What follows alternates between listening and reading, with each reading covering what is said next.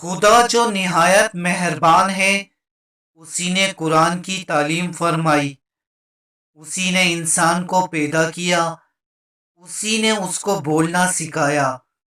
سورج اور چاند ایک حساب مقرر سے چل رہے ہیں، اور بوٹیاں اور درخت سجدہ کر رہے ہیں، اور اسی نے آسمان کو بلند کیا اور ترازو قائم کی کہ ترازو سے تولنے میں حد سے تجاوز نہ کرو، اور انصاف کے ساتھ ٹھیک تولو، اور تول کم مت کرو۔ اور اسی نے خلقت کے لیے زمین بچھائی، اس میں میوے اور کھجور کے درخت ہیں جن کے خوشوں پر غلاف ہوتے ہیں، اور اناج جس کے ساتھ بھوس ہوتا ہے، اور خوشبودار پھول۔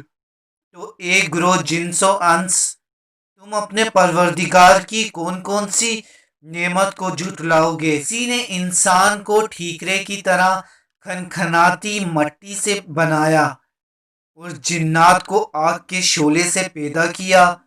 تو تم اپنے پروردگار کی کون کون سی نعمت کو جھٹلاؤ گے؟ وہی دونوں مشرقوں اور دونوں مغربوں کا مالک ہے۔ تو تم اپنے پروردگار کی کون کون سی نعمت کو جھٹلاؤ گے؟ اسی نے دو دریا رواں کیے جو آپس میں ملتے ہیں، دونوں میں ایک آڑ ہے کہ اس سے تجاوز نہ کر سکتے۔ تو تم اپنے پروردگار کی کون کون سی نعمت کو جھٹلاؤ گے؟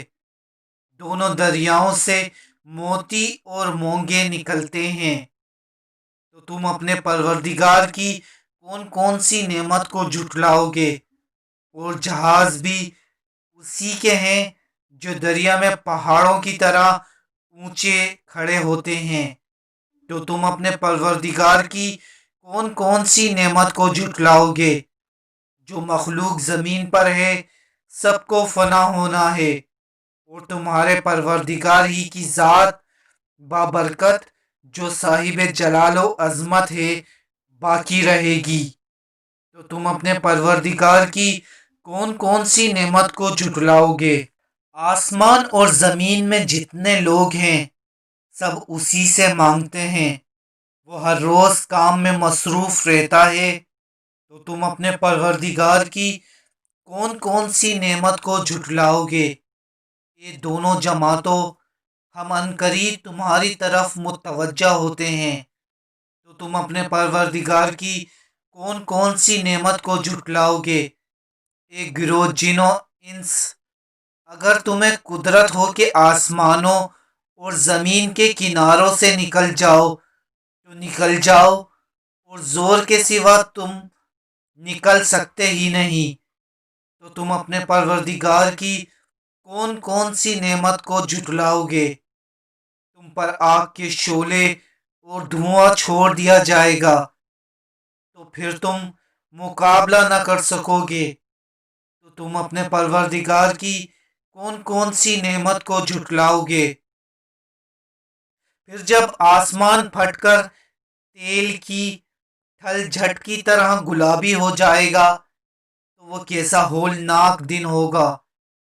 تو تم اپنے پروردگار کی کون کون سی نعمت کو جھٹلاؤ گے؟ اس روز نہ تو کسی انسان سے اس کے گناہوں کے بارے میں پرسش ہوگی، اور نہ کسی جن سے۔ تو تم اپنے پروردگار کی کون کون سی نعمت کو جھٹلاؤ گے؟ گناہگار اپنے چہرے ہی سے پہچان لیے جائیں گے، تو پیشانی کے بالوں اور پاؤں سے پکڑ لیے جائیں گے۔ تو تم اپنے پروردگار کی کون کون سی نعمت کو جھٹلاؤ گے؟ یہی وہ جہنم ہے جسے گناہگار لوگ جھٹلاتے تھے، وہ دوزخ اور کھولتے ہوئے گرم پانی کے درمیان گھومتے پھریں گے۔ تو تم اپنے پروردگار کی کون کون سی نعمت کو جھٹلاؤ گے؟ اور جو شخص اپنے پروردگار کے سامنے کھڑے ہونے سے ڈرا اس کے لیے دو باغ ہیں۔ تو تم اپنے پروردگار کی کون کون سی نعمت کو جھٹلاؤ گے؟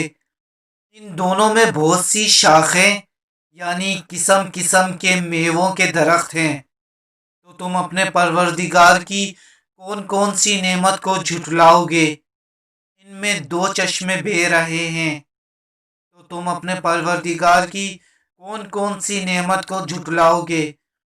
ان میں سب میوے 2 قسم کے ہیں، تو تم اپنے پروردگار کی کون کون سی نعمت کو جھٹلاؤ گے؟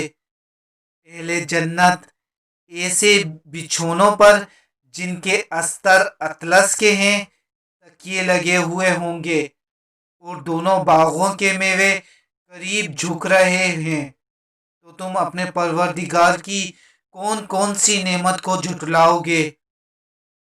ان میں سے نیچی نگاہ والی عورتیں ہیں جن کو اہل جنت سے پہلے نہ کسی انسان نے ہاتھ لگایا اور نہ کسی جن نے، تو تم اپنے پروردگار کی کون کون سی نعمت کو جھٹلاؤ گے؟ گویا وہ یاقوت اور مرجان ہیں، تو تم اپنے پروردگار کی کون کون سی نعمت کو جھٹلاؤ گے؟ نیکی کا بدلہ نیکی کے سوا کچھ نہیں، اور تم اپنے پروردگار کی کون کون سی نعمت کو جھٹلاؤ گے؟ اور ان باغوں کے علاوہ 2 باغ اور ہیں، تو تم اپنے پروردگار کی کون کون سی نعمت کو جھٹلاؤ گے؟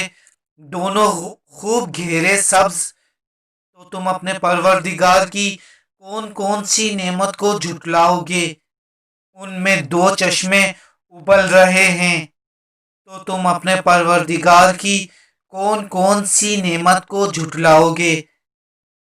ان میں میوے اور کھجوریں اور انار ہیں، تو تم اپنے پروردگار کی کون کون سی نعمت کو جھٹلاؤ گے؟